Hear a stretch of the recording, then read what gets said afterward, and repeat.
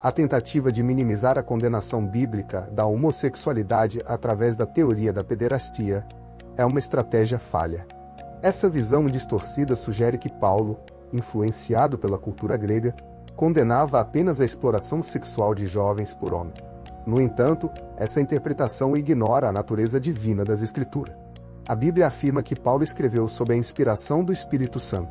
Portanto, sua cosmovisão não se baseava em costumes pagãos, mas no Antigo Testamento, nos ensinamentos de Jesus e dos apóstolos. A condenação de Paulo à homossexualidade é consistente com a lei de Deus revelada a Moisés. Segunda Epístola de Pedro 3, versículos 15 e 16, e tende por salvação a longanimidade de nosso Senhor, como também o nosso amado irmão. Paulo vos escreveu segundo a sabedoria que lhe foi dada. Falando disto como em todas as suas epístolas, entre as quais há pontos difíceis de entender que os indoutos inconstantes torcem, e igualmente as outras escrituras, para sua própria perdição. A pederastia, assim como outras formas de homossexualidade, é condenada por Deus por ser uma transgressão dos princípios bíblicos sobre o sexo que se restringem ao casamento monogâmico e heterossexual.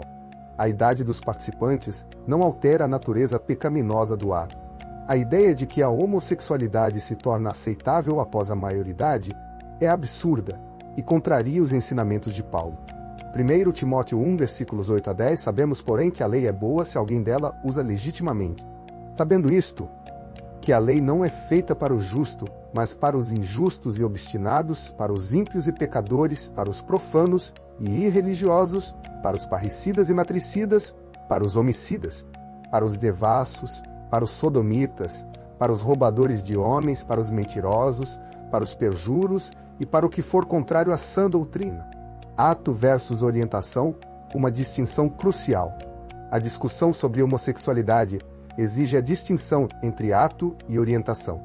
A alegação de que a homossexualidade é inata não justifica a prática. A Bíblia ensina que todos nascem com uma natureza pecaminosa.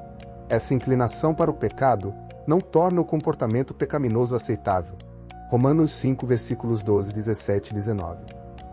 Portanto, como por um homem entrou o pecado no mundo, e pelo pecado a morte, assim também a morte passou a todos os homens, por isso que todos pecaram. Porque se pela ofensa de um só a morte reinou, por esse muito mais os que recebem a abundância da graça e do dom da justiça reinarão em vida por um só Jesus Cristo. Porque como pela desobediência de um só homem muitos foram feitos pecadores, assim pela obediência de muitos serão feitos justos. Culpar a Deus pela orientação pecaminosa é um erro. O pecado se originou em Adão, não em Deus. A tentação vem da própria cobiça humana. Tiago 1, versículos 13 a 15, ninguém, sendo tentado, diga, de Deus sou tentado. Porque Deus não pode ser tentado pelo mal, e a ninguém tenta. Mas cada um é tentado quando atraído e engodado pela sua própria concupiscência. Depois, havendo a concupiscência concebido, dá à luz o pecado, e o pecado, sendo consumado, gera a morte. A imoralidade dos desejos homossexuais.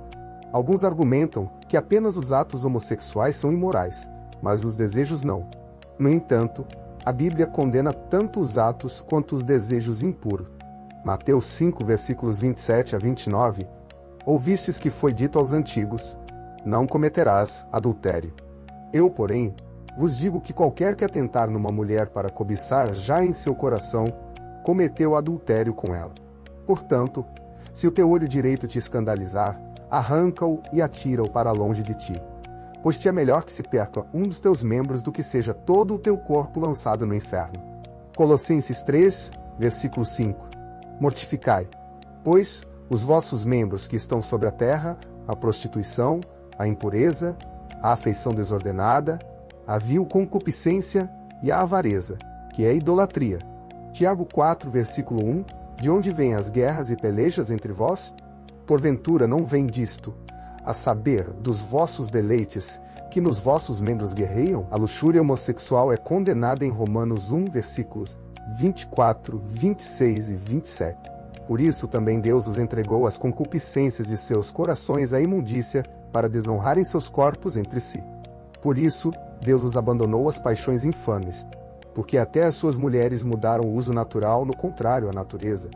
E semelhantemente, também os homens, deixando o uso natural da mulher, se inflamaram em sua sensualidade uns para com os outros, homens com homens, cometendo torpeza e recebendo em si mesmos a recompensa que convinha ao seu erro. Não existe homossexual cristão. A verdadeira fé exige o abandono de pensamentos e práticas homossexuais. Filipenses 4, versículo 8. Quanto ao mais, irmãos, tudo o que é verdadeiro, tudo o que é honesto, tudo o que é justo, tudo o que é puro, tudo o que é amável, tudo o que é de boa fama.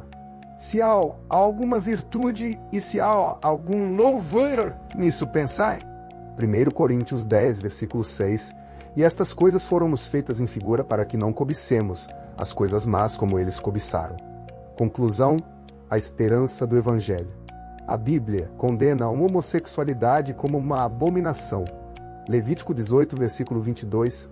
Com homem não te deitarás como se fosse mulher. Abominação é.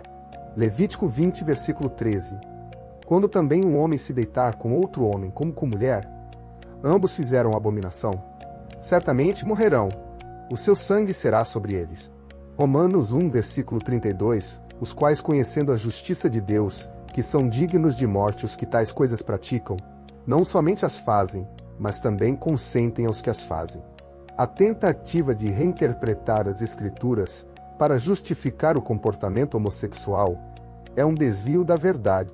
A verdadeira compaixão pelos homossexuais reside em apresentar-lhes o Evangelho, que oferece perdão e transformação através de Jesus Cristo. 1 Coríntios 6, versículo 11, e é o que alguns têm sido. Mas haveis sido lavados, mas haveis sido santificados, mas haveis sido justificados em nome do Senhor Jesus e pelo Espírito do nosso Deus. Atos 4, versículo 12. E em nenhum outro há salvação, porque também debaixo do céu nenhum outro nome há dado entre os homens pelo qual devamos ser salvos. Romanos 10, versículos 9 a 11. A saber, se com a tua boca confessares ao Senhor Jesus, e em teu coração creres que Deus o ressuscitou dentre os mortos, serás salvo. Visto que com o coração se crê para a justiça, e com a boca se faz confissão para a salvação. Porque a Escritura diz: todo aquele que nele crer não será confundido. Atos 3, versículo 19. Arrependei-vos, pois e convertei-vos para que sejam apagados os vossos pecados, e venham assim os tempos do refrigério pela presença do Senhor. O arrependimento e a fé em Cristo são o único caminho para a salvação. Chegamos ao final de mais um vídeo. Inscreva-se no canal, ative o sininho para receber as notificações e compartilhe este espaço de aprendizado bíblico com seus amigos e familiares. Juntos vamos contribuir para o crescimento do povo de Deus. Deus abençoe a todos.